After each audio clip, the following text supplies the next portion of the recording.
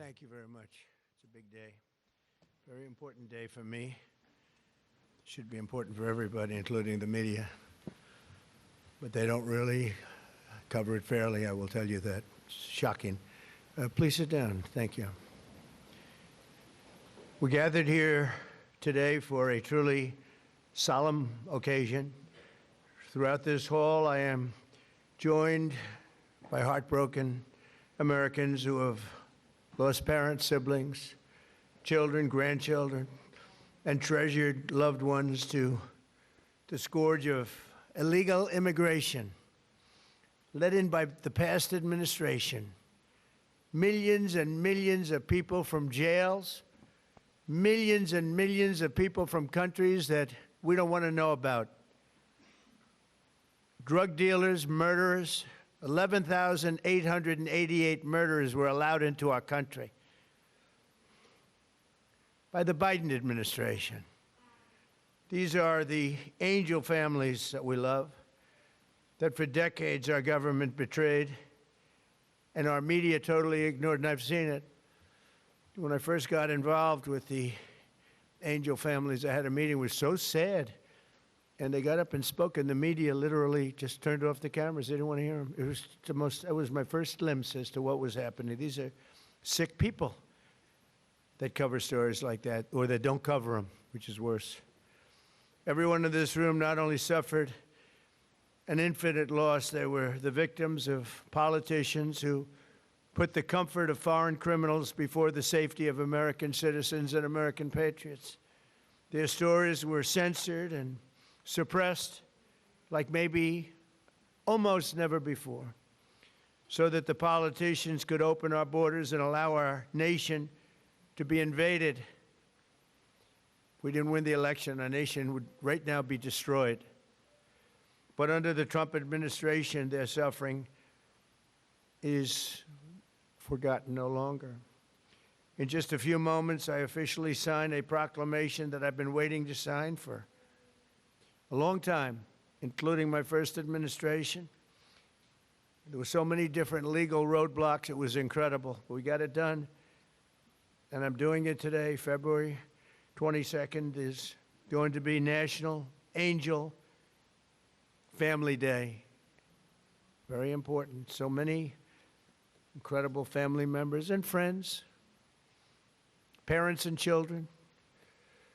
On February 22nd, 2 years ago, a brilliant 22-year-old nursing student named Laken Riley went out for a run on a college campus in Georgia. Laken was viciously attacked, brutally beaten and murdered by an illegal alien gang member who the last administration heartlessly released into our country. No problems. Let them in. They let in everybody. They didn't check anybody. They let in everybody. Among the first bills I signed into law after taking office last year was the Laken Riley Act. I'm so proud of it. To ensure illegal alien criminals are rapidly removed from the United States of America, if that's okay with the media. That bill has already been really playing a big role in the life of our country. It's resulted in over 21,000 illegal alien arrests, 21,000.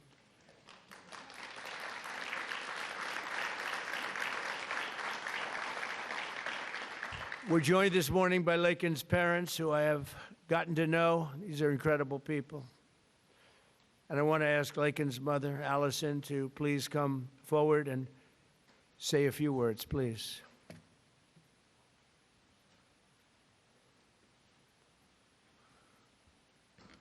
Hi, Allison. Hi, sweetie. Well, this is unexpected, but I think that a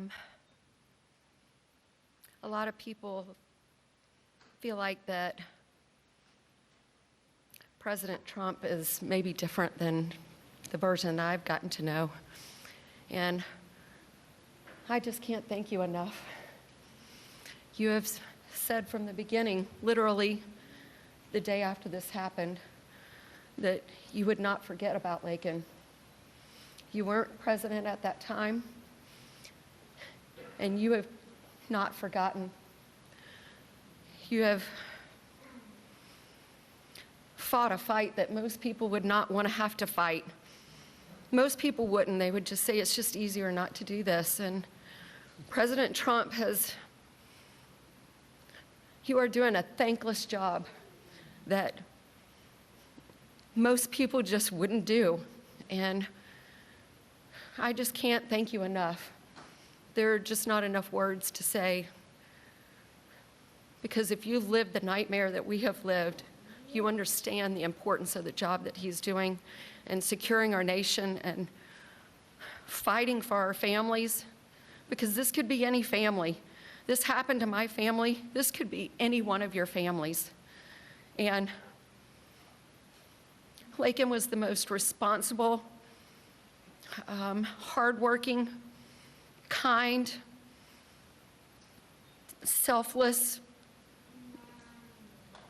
beautiful Christian. And she wasn't somebody that put herself in bad positions. She didn't make bad choices. She was just a good girl. And she just wanted to go for a run that morning after she'd gotten up at 4 o'clock the morning before to decorate her roommate's door for her birthday. And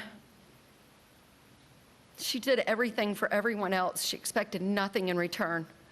She just wanted to be a good friend and a good sister and a good daughter and a hardworking nurse. She was working so hard for. And I'm beyond blessed and thankful that you're honoring not just Laken, because she's one in a ton of people that have suffered at the hands of illegal immigrants. She's not the only one. And so thank you for honoring all of them, not just Laken. And we're just beyond grateful. Thank you. Thank you so much, Joe. Thank you.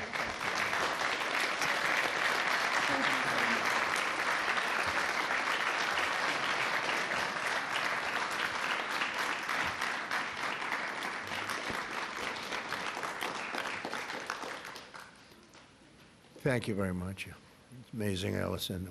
You have to go through this. Doesn't get that much easier, does it?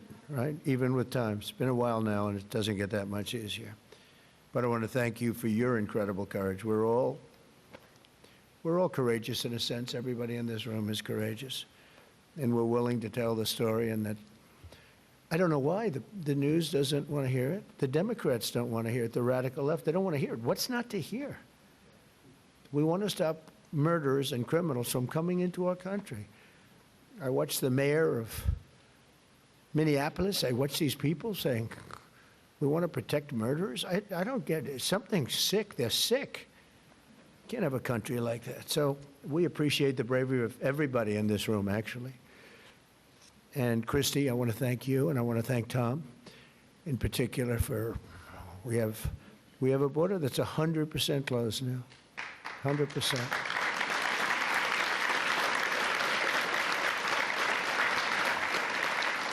So Laken's story is even more tragic because her death was completely preventable. It shouldn't have happened. Guy should never have been here. Not only should her killer not have been released into our country in the first place, but he was released a second time after being arrested in New York City. Here today is a great gentleman, the police officer who arrested that illegal alien, only to watch him be set free to kill. I mean, he was arrested and they let him go free. They knew he was trouble, big trouble. Many of them are like that. They release him knowing it's going to kill again, but they released him and set him free to kill Laken. So I'd like to have Ethan Carreri come up, please. He's a great, highly respected police officer, and you could explain what happened. Come on up. Thank you, Ethan. Thank you. Mr. President, it's an honor to be here today, and it's an honor to be speaking with you guys. My name is Ethan Carreri. I'm a police officer in Palm Beach County, Florida, and a former New York City police officer. While serving the New York City Police Department, I personally arrested Jose Ibarra for endangering the welfare of a child. A few months later, I saw his face again in the news after he viciously murdered Laken Riley. I did my job. I put him in custody. The system failed. No detainer, no accountability, no deportation, and an innocent American life was taken. If you enter our country illegally, there will be consequences under this administration. The American citizens must always come first. To Laken Riley's family, your loss should have never happened. We owe it to you and every American family to enforce our laws, secure our border, and protect innocent lives. Mr. President, thank you so much for having me here today, and thank you for all you've done for our country. Thank you. Thank you. Great job. Thank you very much. I notice you left New York to come to Florida. It's in a way, it's too bad, right? But you couldn't take it anymore. They don't let you do your job. But thank you very much, Ethan. Great, highly respected person. I have to do a little checking before I introduce people, otherwise I get in trouble. Sometimes I introduce people and they say, sure, did you know this or that? But you checked out very, very well. Wow. Stories like Laken's are one more reason why my administration will do everything in our power to end the scourge of sanctuary cities once and for all. They protect criminals. Why do people fight? They protect criminals with a vengeance. They fight for these criminals like murderers. They're protecting murderers. They fight for them so hard. There's something wrong with them. We're joined today by so many angel families who are grieving a terrible loss. They've gone through hell. Steve Ronnebeck was the father of 21-year-old Grant Ronnebeck, a beautiful guy, who was shot and murdered by an illegal alien while he was working behind the counter of a convenience store in Arizona. He was working behind the counter. Steve, would you please come forward? We'll talk about your boy. Thank you very much. Thank you, Mr. President. Good to see you. You know, I spent some time with President Trump in his first election. President Trump talked about Grant even before he was elected in 2016. And finally, we had hope. We had hope that it was going to end. I was just talking to Secretary Noem that we all sat around a table one day during one of our visits to Washington. And again, the word preventable came up. All these deaths at the hands of illegal immigrants are preventable. They could have been stopped. We could have done so much more, unfortunately, at the hands of an election that we question. Somebody took their foot off the brakes and put their foot on the accelerator to let these people into our country. And it wasn't just regular people, it was criminals, it was murderers, killers, rapists. And now today, we are finally going to see that somebody's going to remember all of our loved ones. They're going to remember the names, and they're going to remember what we've all been through. Thank you, Mr. President.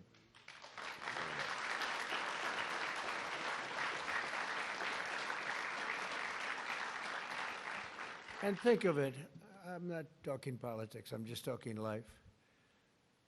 If that election, if it wasn't rigged, it was a rigged election by millions and millions of votes. A guy that never left his basement, it was all run by crooked people. COVID was a little bit of a shield. We had a lot of things going on.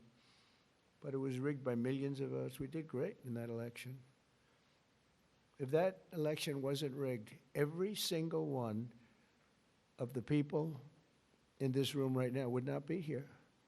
You'd be home with your son, daughter, family. We had a strong border. You know, we solved it twice, Tom. We solved it in 2016. The border was bad. Nothing like it was this time. It was like beautiful compared to this time. This was legendary. In the history of the world, there's never been a border like this where millions of people poured in. At least 25 million people. And many of them were the wrong people. Many. You know, when countries fill up the caravans, they don't fill them up with their finest. I wouldn't. And I would do exactly what they did if the United States would be willing to take all of our criminals and people, or people that don't work. But they are smart people. I got to know most of those leaders. I know them. I said, what are you doing? They said, look, it was a totally open border. They saved hundreds of millions of dollars, and they gave it to us, and we've done a great job. Tom Holman, Kristi Noem, our people, they've been incredible, the job they've done. And they take nothing but abuse, but, you know, they're sort of pretty hardened to that, I think, because they know they're doing the right thing. It just amazes me that there's not more support out there. It's just, we actually have a silent support. I think it's silent. I think it's well, that's how I won. I got probably 85 million votes. They say 78 million, 79 million. They cheated in this election, too. It was just too big to rig. Too big to rig. But they cheated like hell. They can't win on policy. Men and women's sports. We have a new one, though. Voter ID. I think that's as crazy as they won't approve voter ID. They won't approve proof of citizenship. They won't approve no mail-in ballots, even though they know it's crooked as hell. Where the ballots are sent to, in many cases, Democrats. Republicans don't get theirs, and they're calling frantically to get their ballot. A Democrat will get 3, 4, 5, 6, and even 7 ballots. And then we're supposed to win. That's what they're good at. They're professional cheaters. But we wouldn't be here right now. I'm just thinking as we're going through it, because we've suffered through it together. I suffer for the country. I mean, it's the people I've gotten to know, the mothers and fathers, mostly mothers and fathers. Husbands in some cases, wives in some cases, but mostly mothers and fathers, what they have to go through. Also with us is Marie Vega, the mother of Javier Vega Jr., a retired U.S. Marine and Border Patrol agent, so respected, who was murdered in front of his family by 2 illegal aliens, bad ones, really bad ones. People you could look at them and you could say, trouble. Trying to steal his family's trucks. He wanted to take everything the family had, but the trucks in particular. Marie, please come forward. Thank you, darling.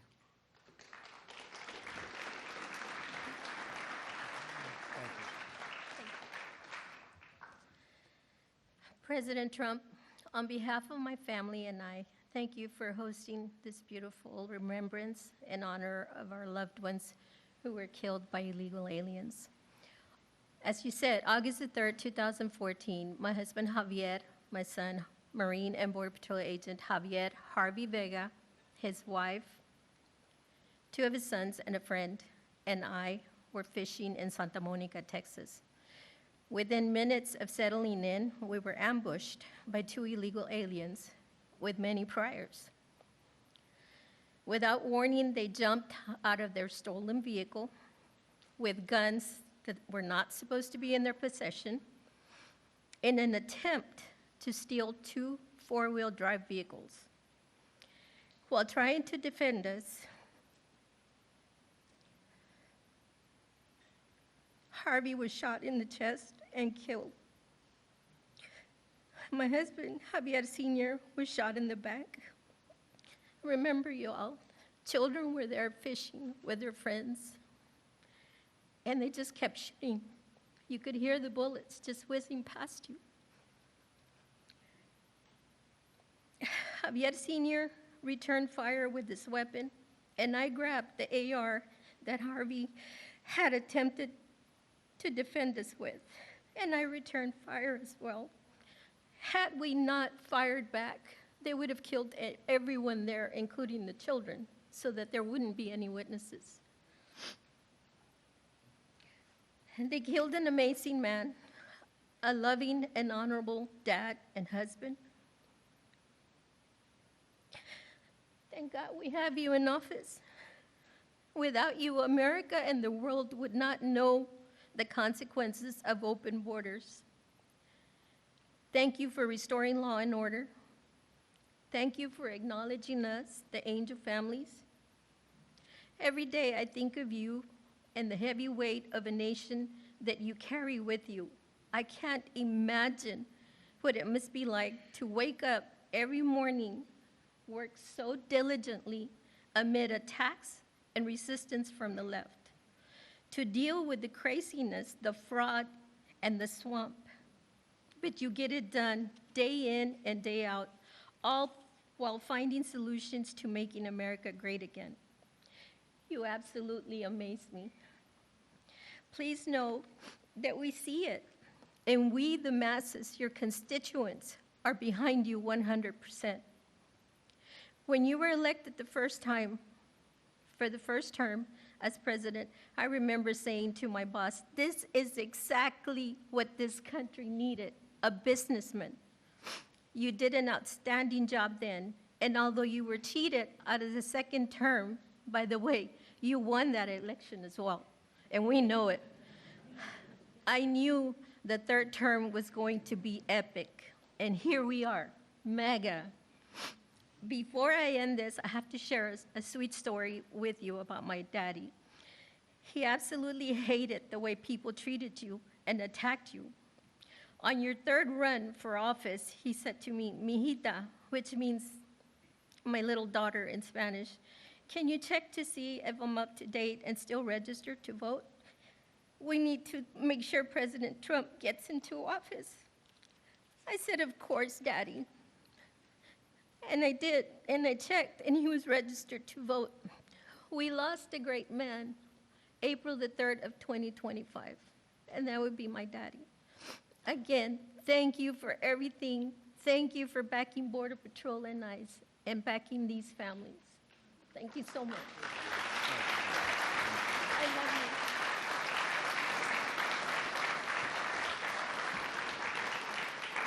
you. So beautiful.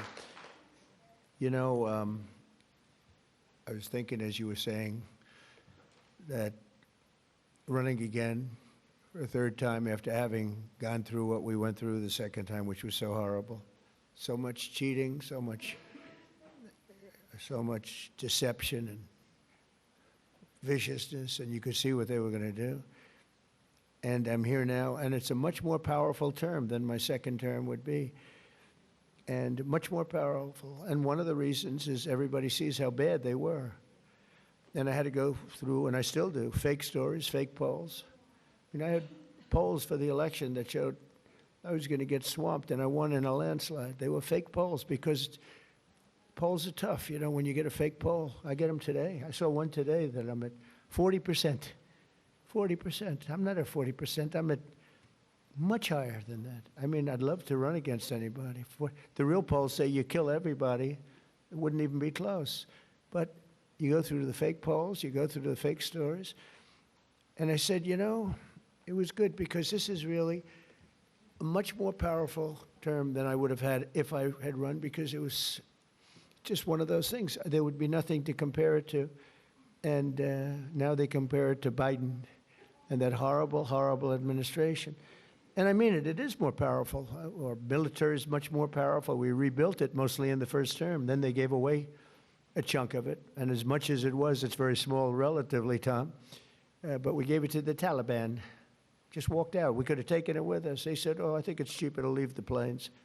Just put a little jet fuel and fly it to a neighbor or fly it right home. Sir, I think it's cheaper. I think we'll save money by leaving a $150 million jet on the runway. These people are crazy. But I said, and I've said to a lot of people, it's much better what happened, but not for you people, it's not.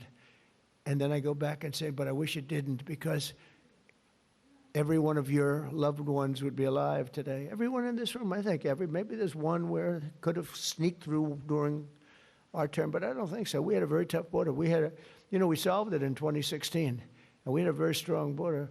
I would say nothing is as strong as as what we have now, but we had a very strong border. We had a good border. We had a sane border. It was sane.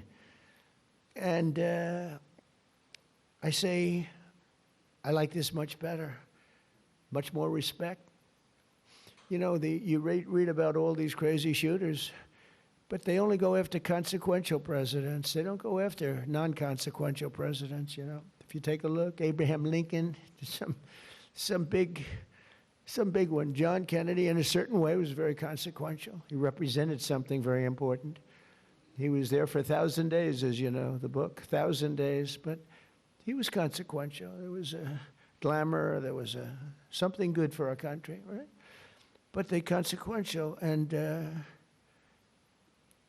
I was told that. I saw that the other day. They said they only go after consequential. So maybe I want to be a little bit less consequential. Can we hold it back a little bit, please, Tom? Can we just, like, nice and easy? Let's be a normal president for a little while. Because we had the greatest first term, I think, of any president in history. A lot of people have said that. Even radical left people have said that. And so it's, you know, but the one problem is that, and every time I say it, I go back to the one thing I said, but we wouldn't have had 25 million people allowed to come into our country, totally unchecked, totally unvetted. And those are the people that destroyed your lives. They destroyed your lives. They wouldn't be there. So I always say I like it better, but there's one thing I don't like better, and that's what they did. Because I think that's the single biggest problem. You know, he gave us inflation, highest inflation we've ever had. I solved that. Right now, inflation's at a very low number. How about gasoline? I was in Iowa, $1.85 a gallon. You know, I solved that. I did a great job with that. Prices are coming way down, and I'll get them down further. But, you know, Christ, no matter. By the way, if I came up with a cure for cancer, they would say, he should have done it years ago. There's not a thing I can do where these people are going to give me credit, and that's okay, because we won in a landslide, so the people understand. The people understand. But the one thing that I regret about the election and the process, because it's a much bigger, more important, you look at what we're doing throughout the world, we're respected like we've never been before. But the one thing that I can't do anything about is that he allowed 25 million people, many of these murderers, drug lords, criminals, people from mental institutions. They emptied their mental institutions, Tom, is that right? All over the world, not just in South America. They emptied their jails, many of them from all over the world. Why? Why would we do this? And they walk in, nobody even asks for, like, do you have an identification? Do you have an ID? It's so crazy. You know, the mayor of New York, and he's a very nice person. I met him, but his ideology is not too good. But we're having a massive snowstorm right now. And I heard that he's asked people to come out and help shovel the snow. Okay, so you get a shovel and you start shoveling, right? What the hell, you're not going to help too much, but you can help. And hello, darling, how are you? No, right behind you, look, my friend, right? Are you okay? Yes, you. Are you okay? Are you okay? Good. Good. Are your eyes okay? I gave her money to get her eyes fixed. A lot of money to get her eyes fixed. That doctor ripped me off, but that's okay. And when do you go?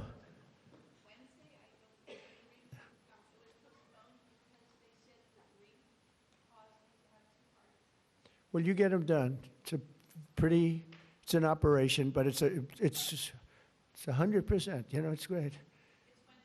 Good. You're going to have 20/20 vision. She's almost blind, cataracts. She's almost blind, and with one operation that'll take a very short period of time. Hope you have a good doctor. He's an expensive doctor, top of the line, right? But you know what? You're going to have 20/20 vision. Because I noticed you're wearing glasses. I saw you yesterday on television wearing glasses, and I said, well, but anyway. But, you know, speaking of your family, it would be a lot different right now, except for the election. So I always say, it's too bad that happened. And if I had it to do again, it's despite the tremendous job we're doing now, I wish it could have been the other way, because we wouldn't even be having this meeting right now. There'd be nobody. I wouldn't have gotten to know you. but it's gotten to know you under very bad circumstances, right? The worst circumstances. So, one of those things. But the thing I can't understand is why the press isn't more supportive. They're so dishonest.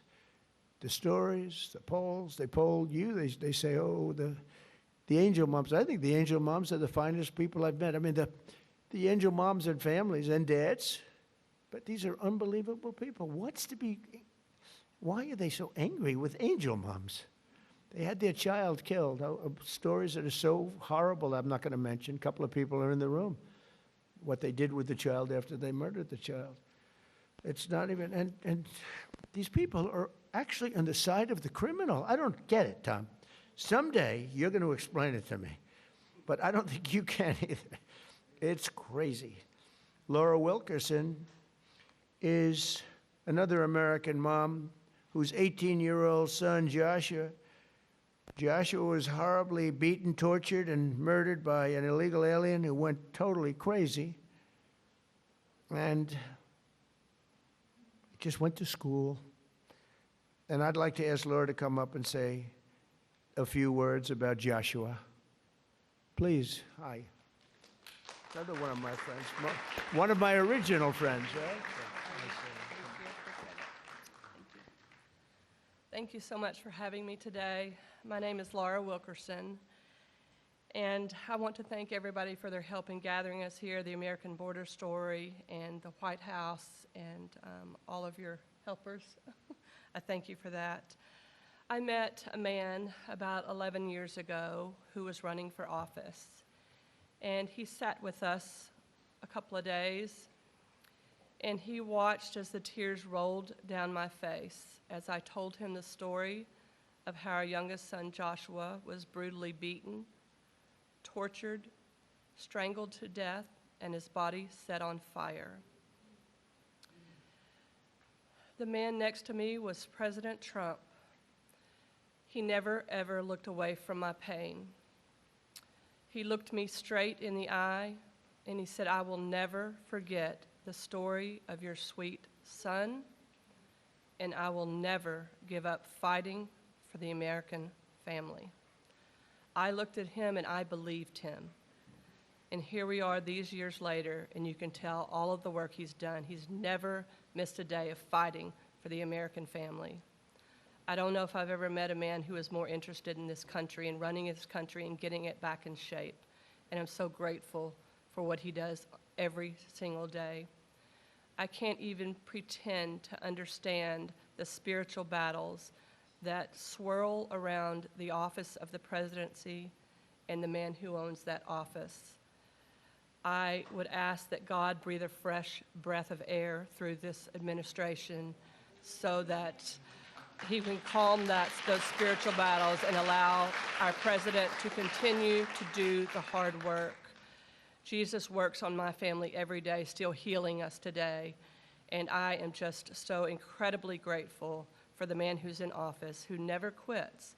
He is sidelined so many times, but we know the man, Jesus, who can take care of that. And we pray today in his name that he will sweep through this country and make it right again. Thank you so much for having me. Thank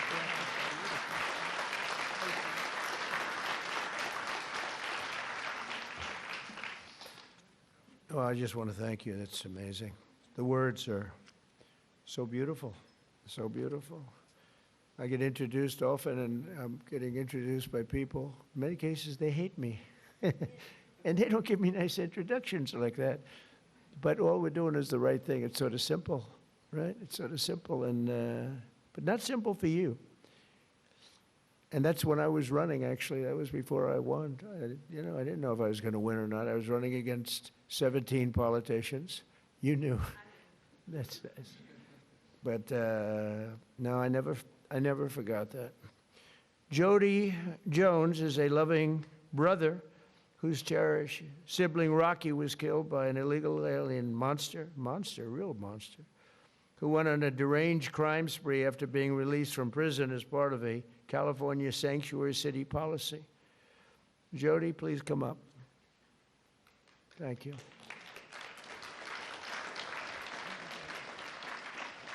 Thank you, sir. Thank you. Well, I have this speech, but I'm not going to give it. What I'm going to tell you is from my heart. I want to thank my Lord and Savior, Jesus Christ, first of all, before I do anything.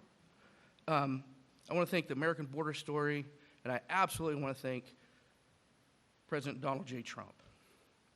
Thank you, sir, for putting America first and putting these angel families first and letting everybody know their stories, because we matter. Thank you, sir. My brother Rocky Jones was murdered by a criminal illegal alien. He was simply at the wrong place at the wrong time. This man was arrested, released, and within 24 hours, he went on a shooting spree in Central California. Unfortunately, my brother was in the wrong place at the wrong time. This man shot my brother 8 times at point-blank range. I pray that no other family has to go through that. Unfortunately, they will. And just know, President Trump, I want you to know, no matter what the fake media says about you, the American people love you, and we will support you all the time, because we love you.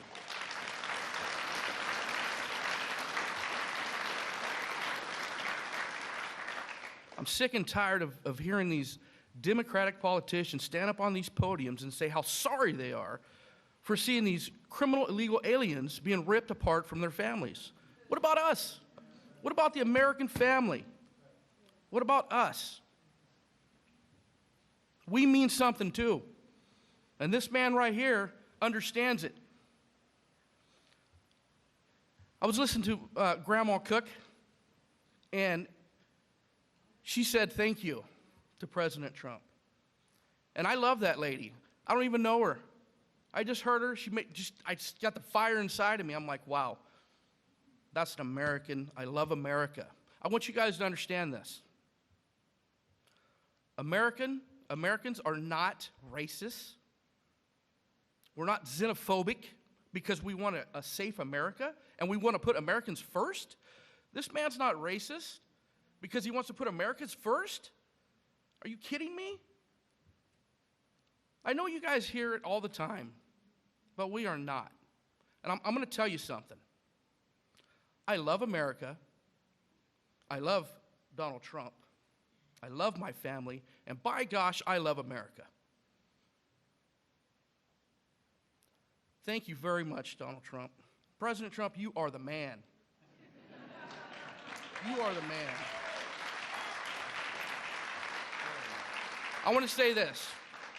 I'm going to end here. I want to say this. I love my country. God bless you. God bless Donald Trump. And God bless America.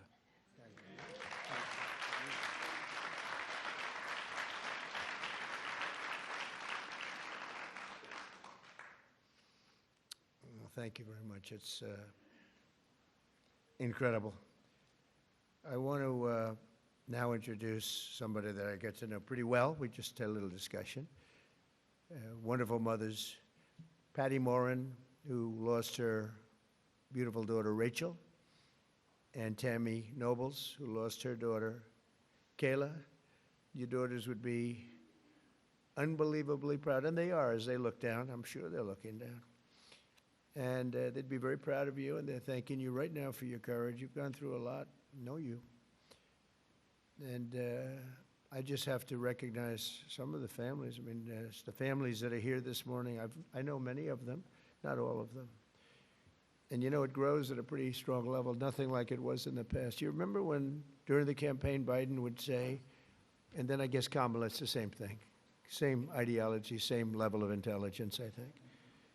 But she would say, and he would say, no, it's wonderful to have the people come into our country. These are fine people, these are nice people, and they don't commit crime. And I called Tom home and I said, what's the story on that? Because I think they're really violent. And Tom would say, these are the most violent people in the world. They're coming in. These make I remember you said, these make our criminals look like choir boys. And you know what? You were right. You were right. But I want to thank those two people because what they went through. And I want to recognize all of the families here this morning who have lost loved ones, a lot of families. Thousands are not here, and they're feeling just the way you do, sad. And continue to fight. You know, they say time helps, but I've seen some people, and the time isn't not helping that much. Time, they say it heals all wounds, but it's not. Do you feel better now or the same? You know, you got to feel a little bit better. You got to let it, but it's not like the phrase, wonderful phrase, time heals, like everything's good. Excuse me? Yeah, I know. We'll continue to fight, though, and we'll stop this horrible situation, and we have stopped a lot of it. A big thing, you know, you saw that murders are down for the most in 125 years. This before my father was born in 1905. 5 years before my father was born. My father was great. But so in 1900, 125 years, the murders, the lowest rate. You know why? Because I closed the borders, and we got a lot of people out. It's not just closing, we got a lot of people out. Washington, D.C. is now a safe place. We don't want to close the borders with them in here. We got a lot of them out, and we got many of the worst ones out. We go for them first. But I want to conclude by reading part of a letter I received earlier this year from two heartbroken grandparents who will never again see their 8-year-old granddaughter after an illegal alien ran her over with his truck purposely. They wrote to me, "We are hurting so badly, and now know that the hurting in our family will never go away. It never, ever will go away. We're not seeking notoriety. We don't care about press coverage, but we do want our girl to be remembered. We want people to actually know how preventable this murder was. And lastly, we want the American government to be accountable to its citizens." True. They should be accountable for what they did. That's my administration, and I will tell you, fighting, and we're fighting so hard. All of them, everybody together is fighting. We're putting American citizens first. We're defending American lives.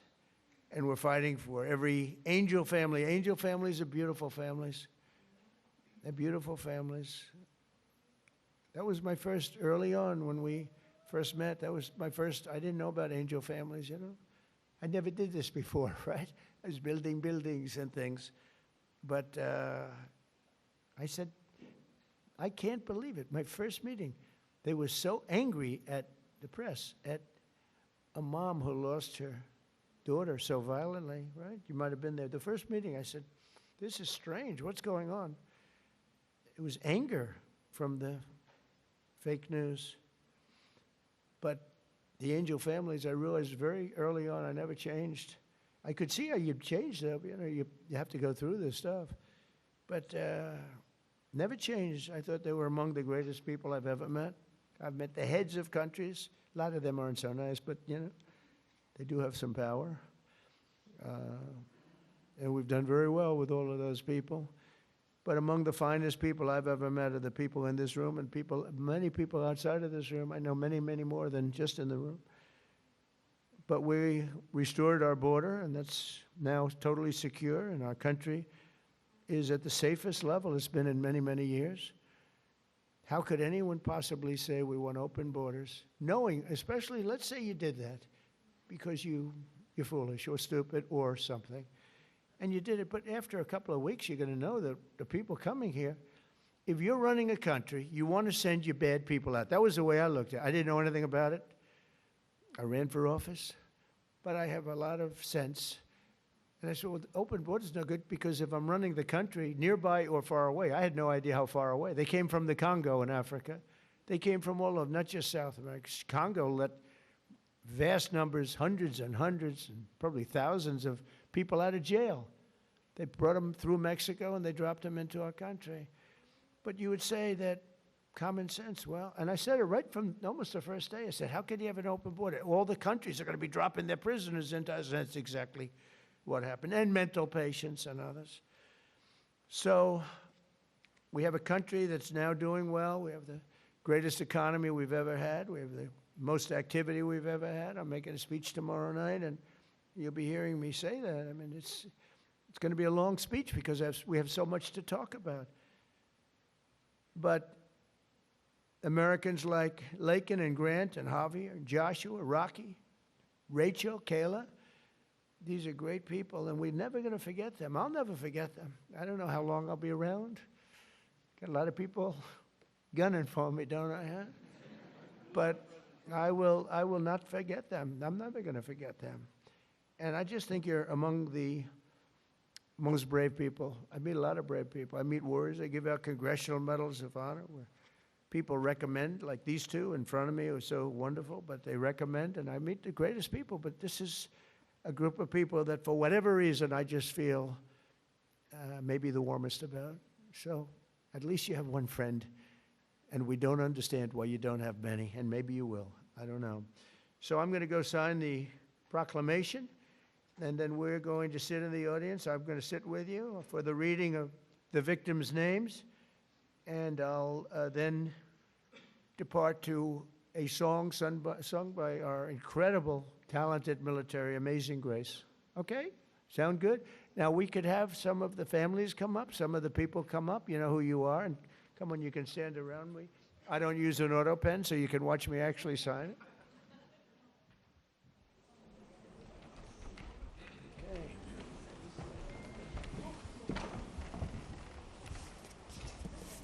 We'll do this the right way. Do you have, I want to give coins to the family, okay?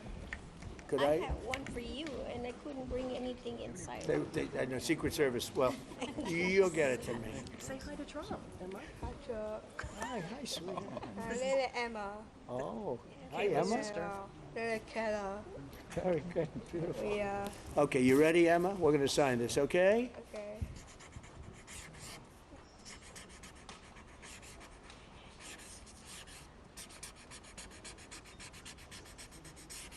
Okay, that's a good one. That's a good one, yeah.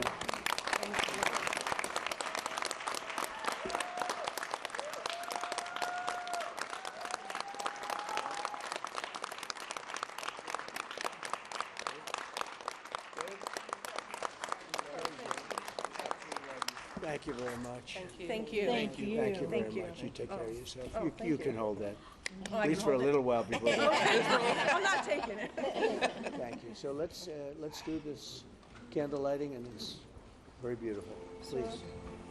My daughter's my birthday. Thank you very much.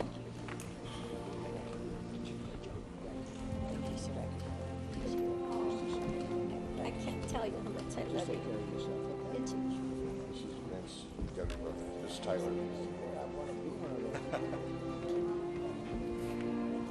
Yes, sir.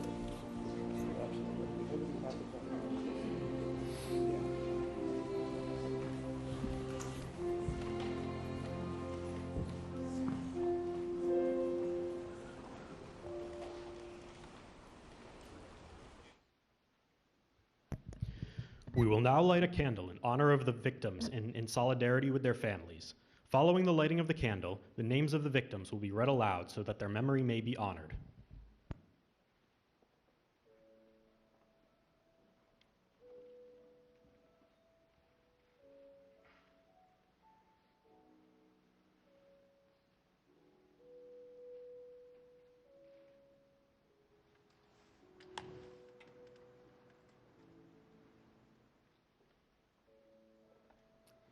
Katie Abraham,